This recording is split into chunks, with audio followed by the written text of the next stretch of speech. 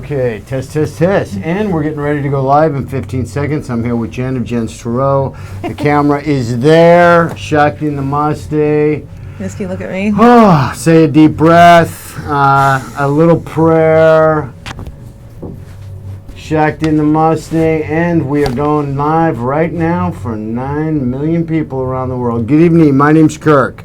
This is my spiritual, supernatural, mystical, and magical TV show. And we are going live out to over 9 million people on computer laptops.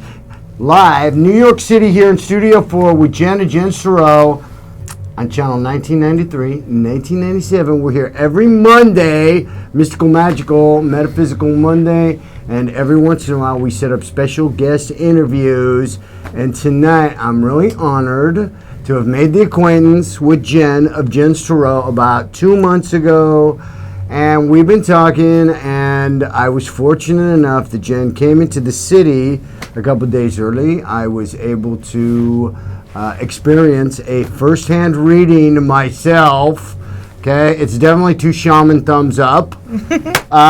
Shakti, namaste. I'd like to welcome Jen to the planet and the world, although she's given hundreds of readings already. She's loved and adored by her clients.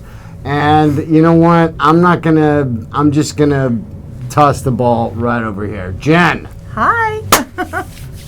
Thank Shakti, namaste. What do you want us to know? What do you want to say? Style. You want to change the image of the tarot readers. Yes. You have a very specific, very personable style. Yes. All of the above? Go ahead. Take it away. You know, like tarot, right now, I feel like people think of tarot reading, and they think of the old cat lady that just sits around a crystal ball and never leaves her house, and it's very gypsy style and stereotypical. And so I'm really trying to break the mold and break that stereotype and reach different audiences, target different demographics, and show that you can be a tarot reader and a good reader and still be young, fresh, fun, and sexy. That's one of the reasons my clients love me. They can really relate. I'm down to earth, and they can just connect. They have that connection rather than it just being stiff and boring. Okay, Jen. I know a lot of readers that give general readings. I give past life and oracle readings. Mm-hmm. Tell us about your specialty. What kind of client comes to you? Why do they come to you in a general sense? Talk a little bit about that. Well, right now I am on YouTube. I have a YouTube channel, and my general public readings for free on YouTube are mainly just love readings. I get into all kinds of readings. My readings typically, if you're a private client of mine, they're based on soul lessons. They can go very deep. They can be about any subject, but I just really feel like tarot is here for a reason. And if you want a tarot reading, it's because you're going through something, how big or how small, but there's always a reason you're going through it. So tarot is a tool to really know and be prepared for what's coming. And I can help you in any area of your life. Okay, Jen. So you do the tarot reading, and what's your deck that you prefer? Oh wow, my favorite is the Thelema deck. I'm super connected to that one. But I have 5 decks, and all of my decks, I have 2 oracle decks and 5 tarot decks. I just bought the steampunk today, actually, and I haven't used it yet, but. Okay, so you know what else? When you were reading for me, a very specific reading style with the way you shuffled the cards, and also the way you lay them out. Now, is that kind of like a standard thing for every client, or do you kind of feel your way into it? And I noticed that you were like, you really gave me a lot of spiritual advisement, not just. Like, it was really an expanded reading. Yeah. You want to talk about that a little bit? Yeah. So Well, first, the way I shuffle is a lot of readers ask questions, and I don't necessarily do that.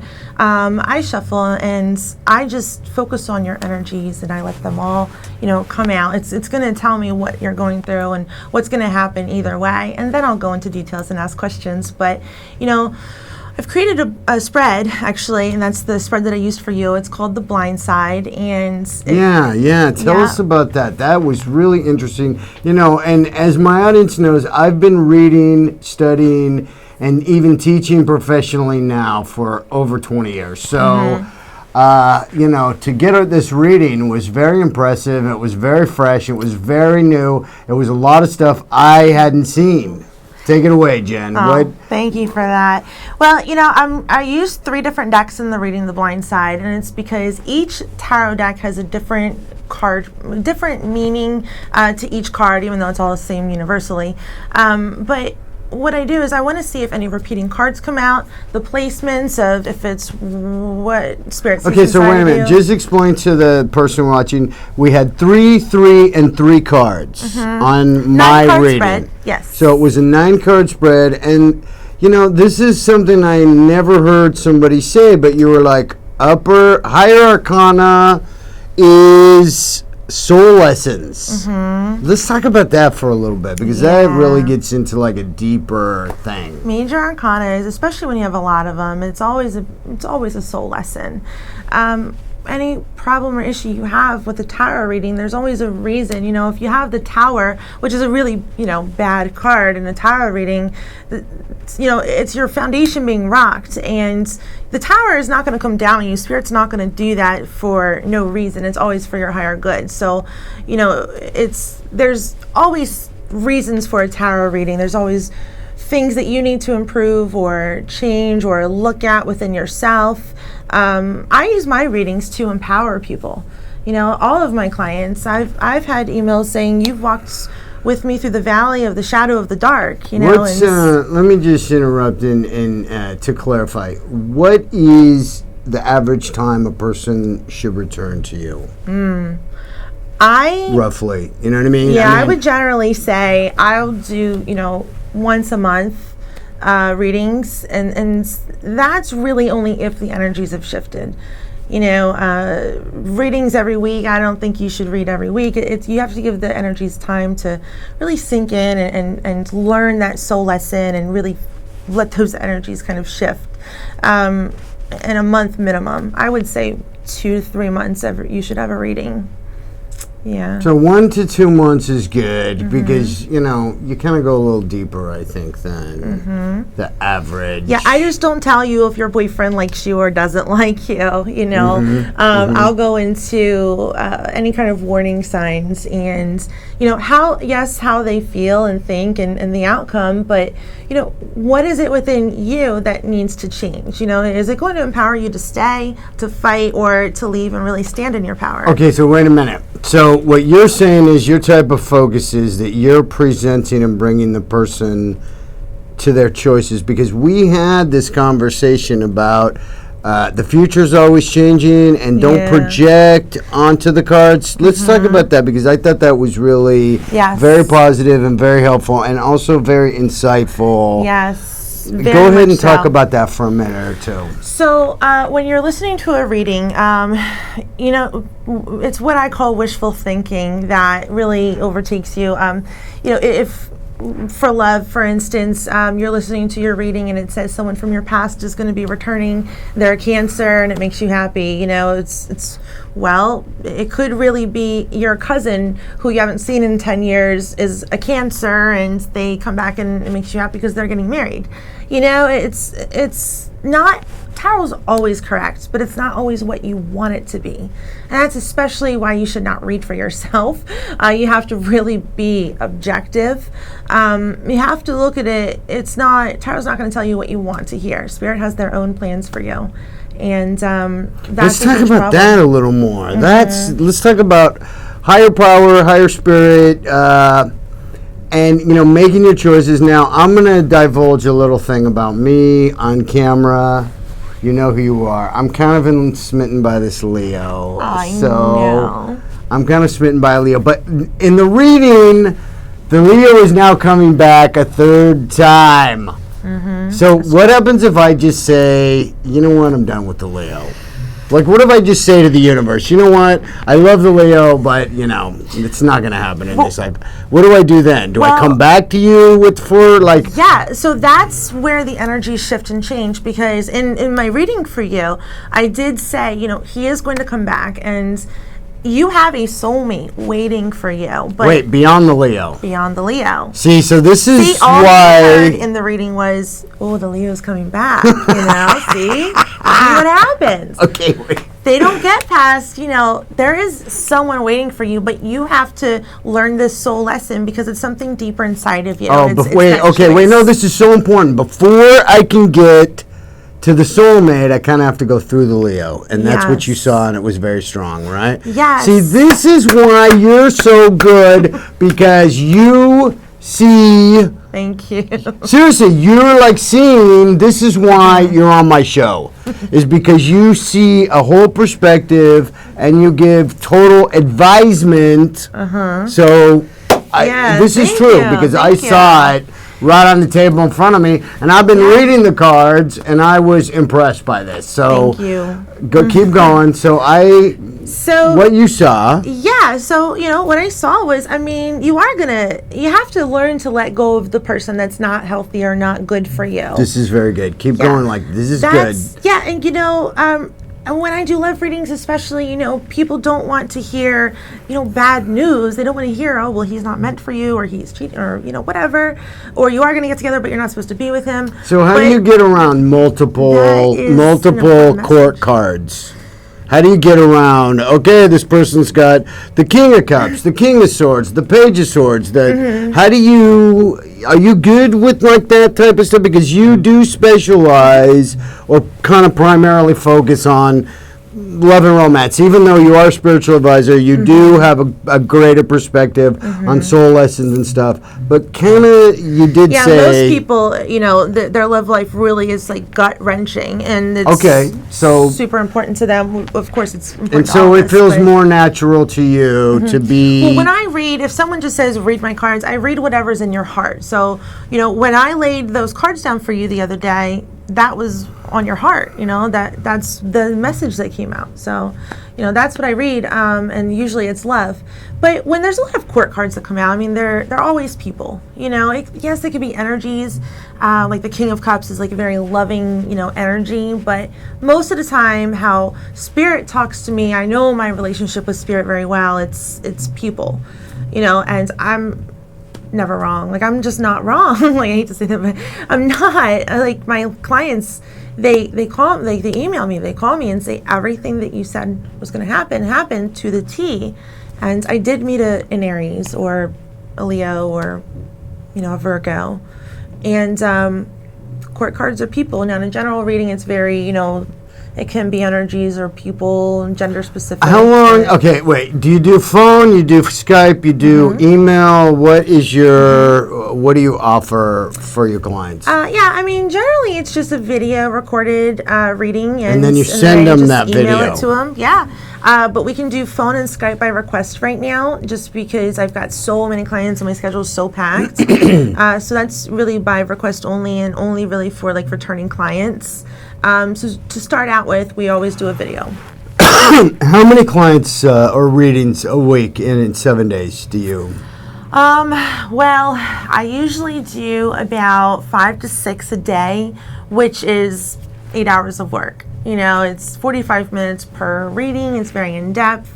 There's an hour in between of clearing the energies. You got to clear the energy. Yeah, so you're saging like we discussed. Yeah, and saging. And I just bought my couple of new crystals today, which is pretty cool. So, do you ever switch decks for clients, or do you kind of like have a hot deck? I have a daily deck. It's called the Albano. I don't know if you know about it. It's really brightly colored. Yeah, it's like psychedelic. It was made in the 70s, and it's like kind of hippie-ish colors. I've had it on here. I love it. It's bright. That's my daily. Do you have like a favorite? Yeah, like my Thelema is like my favorite. I'm just so connected to it. When I shuffle, you know, cards, just Spirit flies them out. I get so many crazy messages. I'm very in tune with the Gilded as well. Those are my two favorite decks. And I somehow try to incorporate all the decks. And like I was saying with my blindside spread, I use 3 decks in that reading so I can see if multiple cards pop out. They all have slightly different meanings and the placements. So it's interesting to see the magician come out in one area and then in the deck. Oh my gosh, yesterday I did a reading for some guy, one of my clients, not some guy, but he had the Tower 3 times in all 3 decks. And it was serious. It was serious.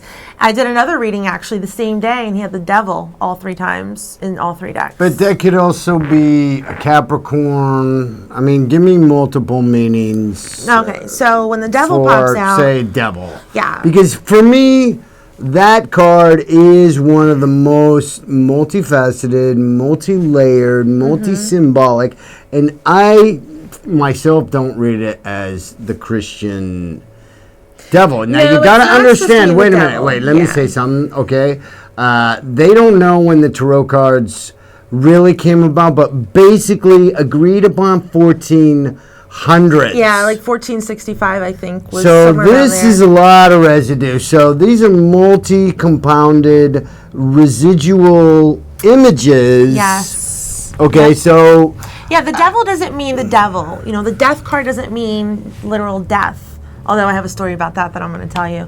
But because we talked about that transformation, at least in the basic standard rider weights that I use and that I kind of deal with is there's a person dying, there's a white rose. Well, the death card, I'll tell you real quick about the death card. So it's supposed to mean a transformation, Yes. A beginning and an end, an ending and a beginning.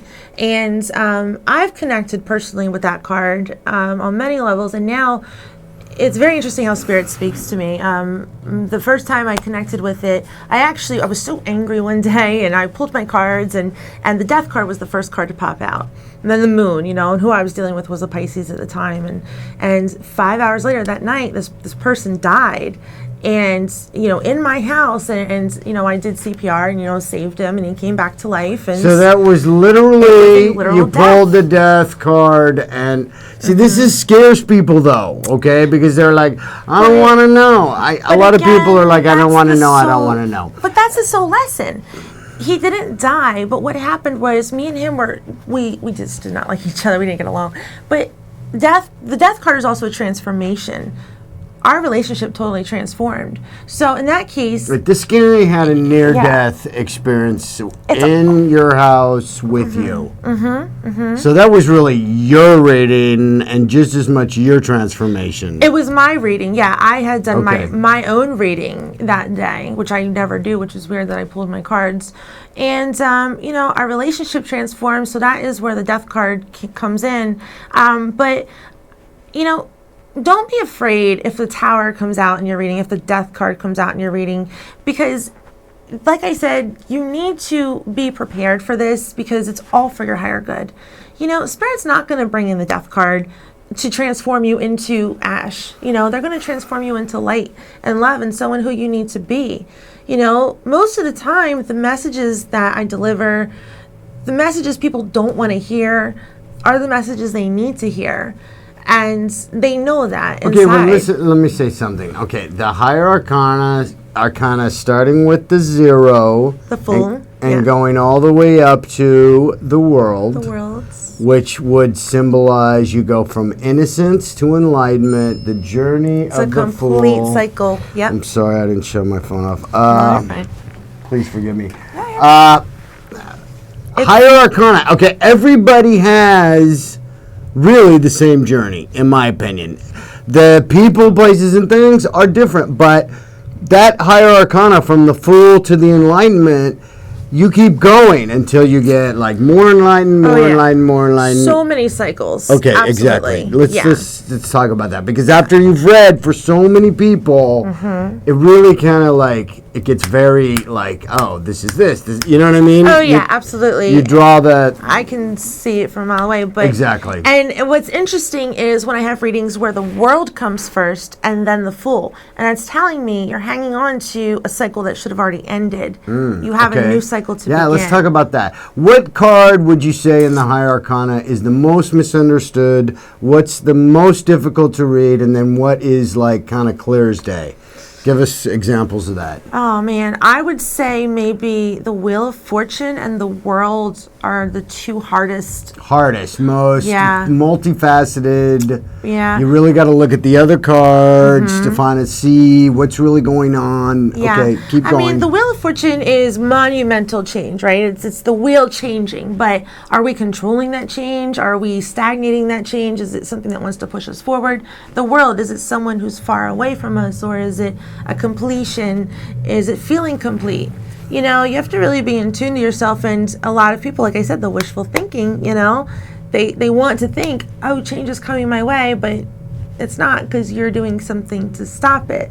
So I think that those are all right, well, then let's talk about the hangman in there, okay? So, because when my clients come to me and they get stuck, I tell them, look, I even hold the card up, because most of my readings nothing's happening, are it's stuck. Yep, I'm like, look, this is built right in. Yeah. Yeah, I mean, stuck. So don't panic, first of all, is what I tell them. Yeah. Don't panic. Like, well, but it's going to happen. Exactly. You're not seeing any movement right now. It is going to happen. And with the hangman, it's like, you know how many muscles it takes to like literally hang there from a tree by your foot? It takes every muscle in your body. You have to be strong to do that. Strong to hang in there. You know, literally hanging in there. Anyway, get it? The hangman. I got it. Hang in there. Shakti in the mustache. I got the worst sense of humor. Let me see. We got about 7 minutes left. Okay. Yes. What's the hardest thing to talk about with a client? Or do you get reoccurring clients where they're just like, you're not listening to me, you're not hearing this, you're not, you know, and they keep coming back? I mean, have you had, so let me say it another way. I'm going to have patience. Let me say it another way, okay? Look at this card. I have a couple clients like that. Most of them embrace the messages and I see them transform, but I have a couple clients who want a reading every week on the same thing, and I'm like, you know, it hasn't changed yet. Yeah, the message isn't going to change, you know? It's just going to keep telling you, and eventually they're just going to get mad at you and nothing's going to happen. Do you ever hold the cards up to the camera or something and say, yeah, look at this thing? Oh, yeah. People, look at this flower. Look at this animal. Look at this. I get very passionate in my readings, and people like that, you know? They're like, you're so passionate about it. Sometimes I don't yell at them, but I'm like, look, this change is coming for you. You know, hang in there. Or this person's not good for you. You need to really stand in your power. And that's really what my readings are all about. And that's what I think tarot is about. Well, you know what I noticed in your reading too? You're very passionate. The way you like discuss, and you seem like so enthused. Like, I mean, I'm not really used to discussing my love life with anybody, you know? I read my own cards on occasion. I mean, I do 2 daily spreads just to keep me fresh. Not really. Yeah, I do 2 daily spreads for myself to study, to look. Yeah. You know, I've been looking at some of these major arcanas, and I still see new things. Yes. And, you know, I've got a whole library of books like, oh, this means this and this means that. And so I just ponder. I use them from prayer, meditation, contemplation, affirmation. Let me ask you this. This just came to my mind. Do you ever give your clients like kind of like a homework to be like, or do you just advise, look, you need to do this, or do you suggest things maybe, I mean, you know, for I their... I don't really tell them what to do, because it's, first of all, it's their choice to make that choice or not. Second of all, how they do it is their business. It's spirit in their business. But, you know, I tell them this is what has to be done. And you're not going to move forward and find this until you get over this. And that doesn't happen overnight. You know, it takes sometimes months. And I'll tell them, this is going to take over a year. This process will take a couple months. So you do kind of get timelines? Oh, yeah, absolutely. Okay. I mean, there's... Because not everybody does. Well, it's with me and how spirit works, it's kind of like, you know, swords are weeks, Pentacles are years. Oh yeah, you said this. Wait, go with seasons too. What are? Yeah, swords is like oh my gosh, no, Pentacles is winter. I don't know. I don't Wands is autumn. You want to talk about summer. that? Wands is days. It's summer. I don't do seasons. I don't really. You don't do that seasons. way. Wands. Each suit can be like the swords are people with black hair. The wands are usually redhead. It represents fire, sexuality, creativity. I don't look at red hair and black hair. You don't do that? No. With the if the person asks, I do that. I do, because each suit is many characteristics, and the suits are also so the seasons. Leo that you're dating has red hair. That would be a higher arcana. Yeah, exactly. Well, that would be a higher arcana. The Leo, we're not going to talk about. Don't say the Leo's name. He knows who he is. He's a Leo. I don't even know Leo's He's name. a Leo. Do you know? Wait, you know what a Leo is. You know how Leo's. So, but my point is, no, I don't go by like blonde did hair, this blue happen? eyes. Yeah, no, that's really true. That. Okay, No, I'm just telling you, in the suits. At least in the Rider Waite, in they the are Rider the Waite. scribes, blonde hair, blue eyes, or black hair, tall, dark As tan, a general, this is a general thing. Yeah. If the client asks, how am I going to recognize this person? Well, yeah, I mean, that's true. I mean, I would We have just... 3 minutes left, sweetie. 3 minutes left, okay. I told All you right. it was going to go fast. It is. It is. Went by. Oh, my gosh. It went by. You know what? We're that. going to not be Crazy. live in 2 minutes, and then after we go off camera, off camera, at least I want to show your YouTube. Yes, my YouTube. So what do you want to say in closing? You got a minute to close it out for our live audience. Oh, man, in Look closing. right at there. There you go. Tell them exactly. Tell them why. Why are we coming to Jen's Tarot? Yeah, I mean, it's really... Best way to book and find you and book an appointment.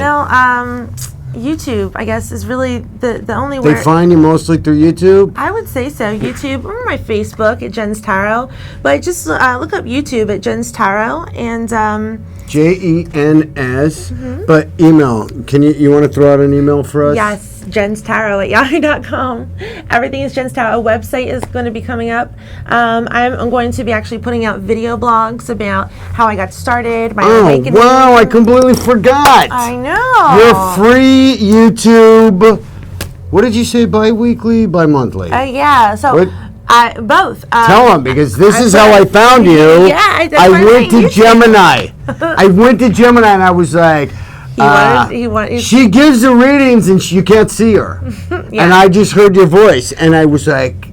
I started doing face-to-face in July, though, mid-July. I was in high demand to see my face. I heard your voice and I was like, and you were really passionate about thank you. The Gemini, and I was like, I'm getting a hold of her. I don't know who this is. I'm getting, didn't I? And I sent you a thing, and I left you a comment, and I was like, you're coming on my show. Oh, I know. You were awesome. You were great. And I was like, dude, I'm down. So, YouTube, I have free monthly generals for every sign. Check your rising and moon sign out. If you don't know what that is, I have it explained. So, in the chart. addition to all these readings for your clients all over the world, sending out videos to them, you're also... We got 20 seconds left. 20 seconds left. You're also doing all this free stuff for each sign. Is that correct? Yes. Okay, so if you're watching this on my YouTube or her YouTube or somewhere in cyberspace, go to Jen's Tarot on YouTube and watch the monthly and bi-monthly for your sign, and then you'll get a free reading anyways, right? Yeah, it's a free reading. Shakti. Okay, Jen, we're actually going off the air, and we're now off the air, so wrap it up in 20 seconds. What do you want to... And then we're going to show your website, and then we got to get out of here. Okay. Yeah, I think we covered a lot, but... thank you for having me on the show, and very welcome. My pleasure. Thank you. I am going to be doing video blogs that are more in depth about all kinds of topics, and it was just really nice to kind of meet everyone and be introduced to the world. And absolutely contact me for a reading. I love my clients. I love what I do, and I think even you said that this lifetime is an atonement for me for my past lives, to help others and just help empower you and just give you the wisdom that you need, and Okay, direct we're going to find out what Jen did in all her other lifetimes in interview 2, okay, the next time she comes back. I don't think I want to know what I did in my past lifetimes. Jen's been trying to get me to be like, what are my past lives? And I'm like, We're going to have a past life you session. better tune in next interview for the past lives and what Jen is atoning for. And obviously, I'm atoning for something. And, wait, okay, let me just, before we hit the button, we're still live, so hang on a second. Let me see if I can get your tarot up here on the live screen. Yeah, for check out my people YouTube. watching. Okay, hang on one second. No, I don't. Okay, videos, Jen's tarot. Okay. This is my channel ad, so I made this channel ad to show the style and flavor of Jen's tarot. I don't know how I can get it. Maybe I won't be able to get it. I'm going to try, though. Okay. Oh, my God, I got it. Okay. Yay! Here we go. Okay, so here's Jen's. And hang on a second. So this is on your screen, so you'll know to recognize it. And there it is. You want to say anything else? We gotta get out of here. Yeah, no, I love you all. Thank you so much for all your love and support. Okay. You guys are amazing. Shakti and Namaste, and we're coming back to us. And then we're gonna do a closeout. Camera 1. Okay, Jen. Thank you. Thank you for being here. Thank you, Give the Kurt. love, give the Shakti, give the light with me. Shakti Namaste. Thank you, and we will see you next time in the Cyber Temple of Love. And check out Jen, and definitely. Totally, if she's not totally booked up in like a couple months in advance. Thank you, Kirk. You got the word, so thanks for watching, guys, and I'll see you guys next week. Love you guys. Love you guys. Thanks for watching. Shut